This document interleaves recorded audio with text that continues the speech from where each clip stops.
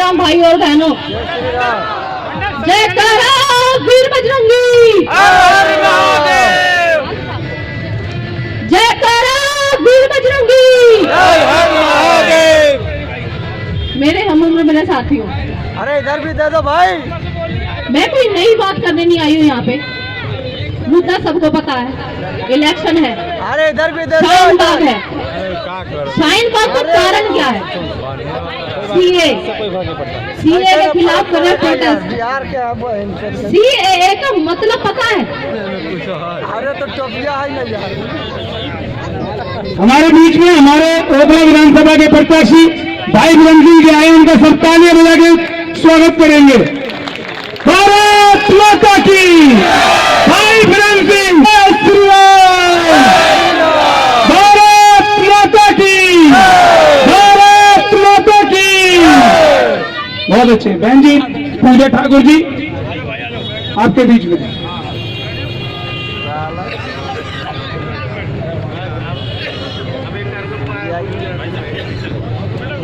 एक गीत, एक कविता के द्वारा मैं अपनी बात आपके सामने रखना चाहूंगी।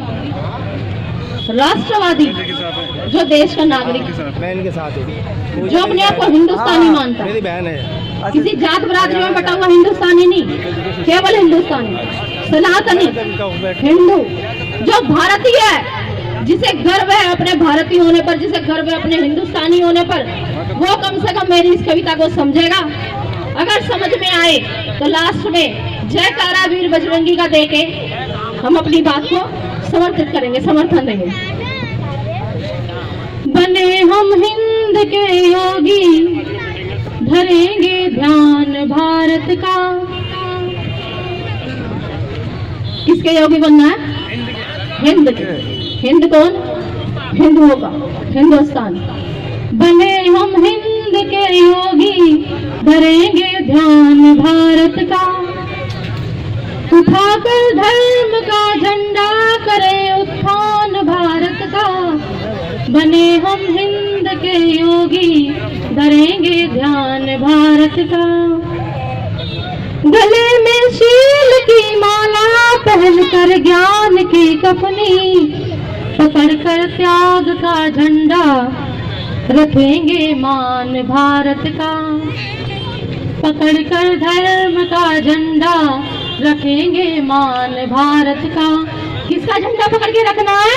अपने धर्म का, अपने हिंदुस्तान का। और हमारा सबसे पहला धर्म क्या है? कि हम हिंदुस्तानी हैं, हम भारतीय हैं, हम किसी जात बरादरी में बटे हुए नहीं हैं। और ये बात हमें इन इलेक्शनों के बाद बतानी है, बतानी है, साबित करके दिखानी है।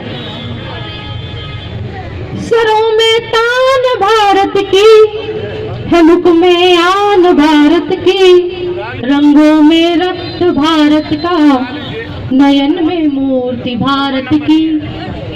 नयन में मूर्ति किसकी है? हमारे भारत की, हमारे हिंदुस्तान की। और अगर हमारे हिंदुस्तान को कोई तोड़ने की बात करेगा तो हम क्या करेंगे?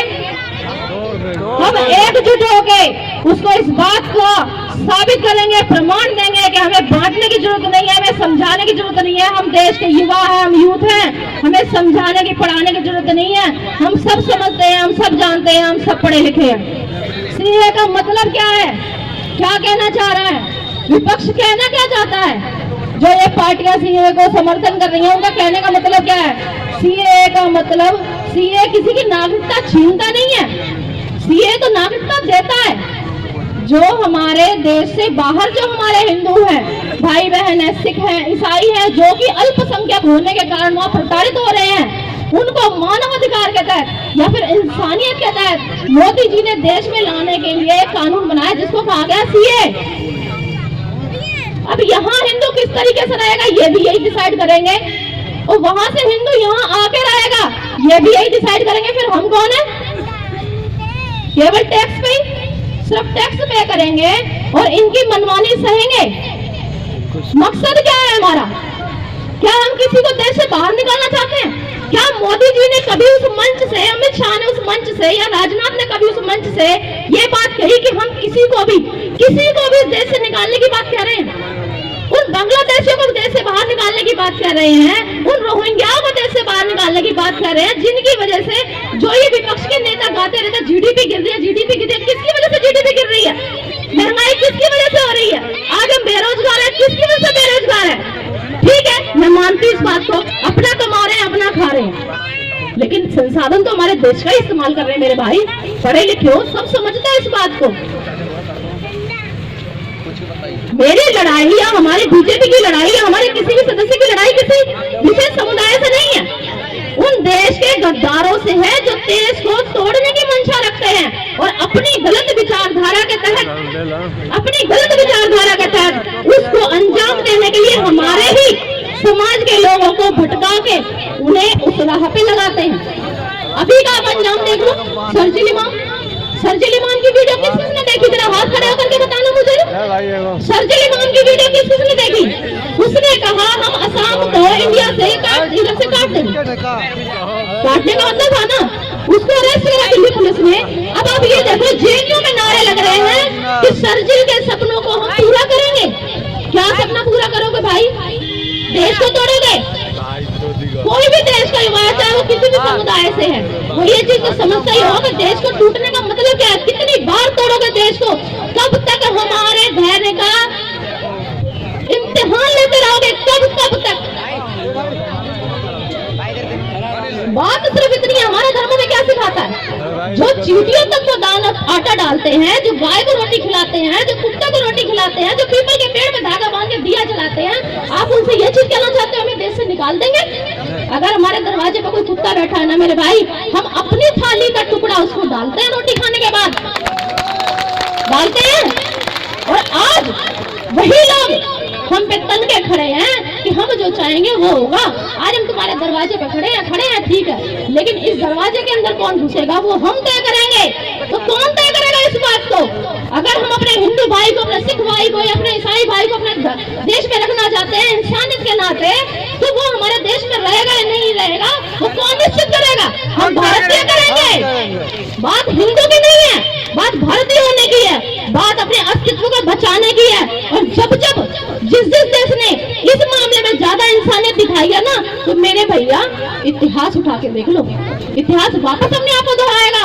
और रही बात महंगाई की, बेरोजगारी की, तो इतिहास वापस हम थोड़ा सा पढ़ेंगे क्या? केवल याद दिला देते याद करो झांसी की रानी को, जो अपने दुगुन हुए बच्चे को पीठ से बांध के दोनों हाथों में तलवारें लेके रण क्षेत्र में कूद पड़ी थी। उसे कोई शौक नहीं था लड़ने का।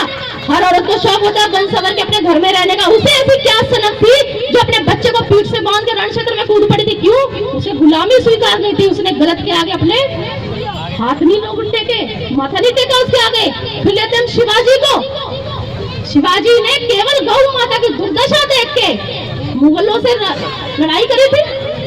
उसके बाद महाराणा प्रताप, जिन्होंने घास की रोटी खाई लेकिन अपना स्वाभिमान किसी के आगे नहीं झुकाया। और आज हम कितने समझदार हैं।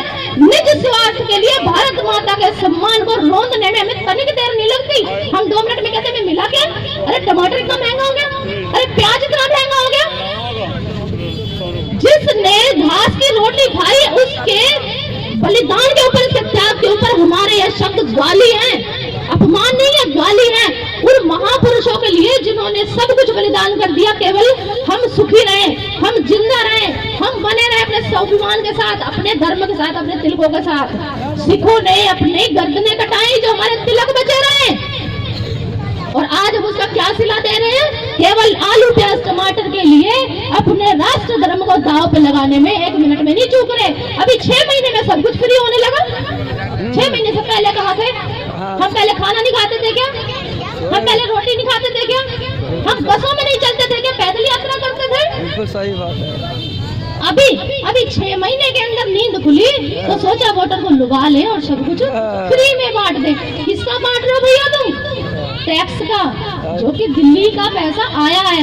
क्या कर क्या रहे? उससे लिया उसको दे दिया। जिसमें कौन? हम कौन? खामा का हरियाणा वाले समझते होंगे। खामा का, जिसका कोई अस्तित्व ही नहीं है, जिसका कोई मतलब ही नहीं है, उससे लेके उसको दे दिया। बीच वाला खुश हो रहा है। अभी हम दिल्ली आ रहे थे, हरियाणा से जब हम दिल्ली आ रहे थे तो हमने एक ऑटो पे लिखा देखा केजरीवाल हीरो है, मेरा बिजली का बिल जीरो है। केजरीवाल हीरो है कब से? जिसे मफलर पहनना नहीं आया अब तक वो हीरो है, जिसे राष्ट्र का मतलब ही नहीं पता वो हीरो है। और बात करते हैं मोदी जी की, मैं ना पता है क्या, मैं भी यूथ हूँ, पढ़ी लिखी हूँ, इंजीनियरिंग कर रखी है मैंने। मेरी भगवा साड़ी देख के ये अंदाजा मत लगाना मैं किसी मंदिर से उठ के आई हूँ। इंजीनियरिंग किस फील्ड में, और इंजीनियरिंग करने के बाद जब हमें नौकरी नहीं मिलती और हम सिर्फ मजदूरी करते हैं ना, तो उस बच्चे से जाके पूछो या फिर उसके माँ बाप से पूछ के देखो उसका क्या मतलब होता है, समझे? तो कहने का मतलब ये, हम बेवकूफ नहीं, हम पढ़े लिखे हैं, सब समझते हैं, समझदार हैं। 6 महीने में सब कुछ फ्री करने का मतलब सिर्फ यही है, बेटा जैसे भी लगा ले जेब तो तेरी कटेगी। दुकानदार हैं, समझते हैं, अगर हम सस्ता दे रहे हैं, कम रेट में दे रहे हैं, कभी कोई भी दुकानदार सेल लगाएगा तो क्या अपनी जेब से देगा क्या?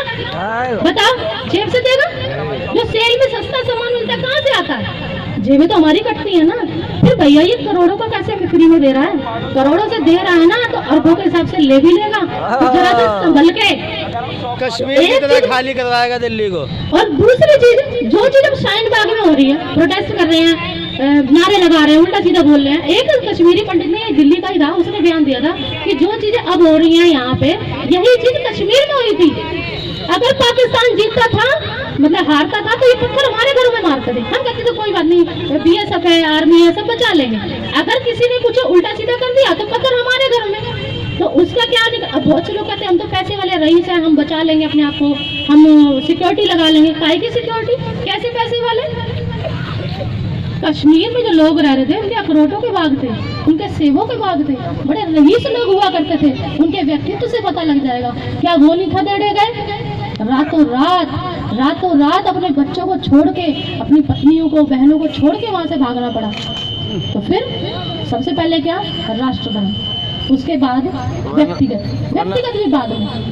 अपना पेट तो बुरा मत मानना मेरी बात का, अगर किसी को बुरा लगे तो मैं हाथ जोड़ के माफी चाहूंगी इससे। अपना पेट तो पशु भी कर लेता है। सही बात है। जो अपने पेट से ऊपर उठ के, अपने निज स्वार्थ से ऊपर उठ के जो बात करे वो है इंसान। और हम सभी इंसान है, इंसानियत निभाएंगे, लेकिन अपनी माता का, अपनी राष्ट्र माता, अपनी भारत माता के सम्मान से समझौता करके इस इंसानियत को नहीं निभाएंगे। अब की बार किसकी है? राष्ट्र की, हमारी भारत माता की। तो एक कहते हैं ना ये चीज, कहते कोई पंजाब से, कोई महाराष्ट्र से, चलो गा के बता देते हैं। कोई पंजाब से, कोई महाराष्ट्र से, है ना कोई यहाँ पे, कोई बिहार से है, कोई यूपी से है? मैं भी यूपी, लड़की यूपी की हूँ, मेरी शादी हरियाणा में हुई है। कोई महाराष्ट्र से। जब सैनिक सेना पे लड़ता है सीमा पे, तो वो बताता है कि मेरी जात ये है, मैं इस प्रांत का हूँ। वो खुशी खुशी अपने प्राण दे देता है अपनी भारत माता के स्वाभिमान के लिए, उसकी लाज बचाने के लिए। अभिनंदन याद है किसी को? सब देश कैसे गौरवान्वित हो अभिनंदन के लिए।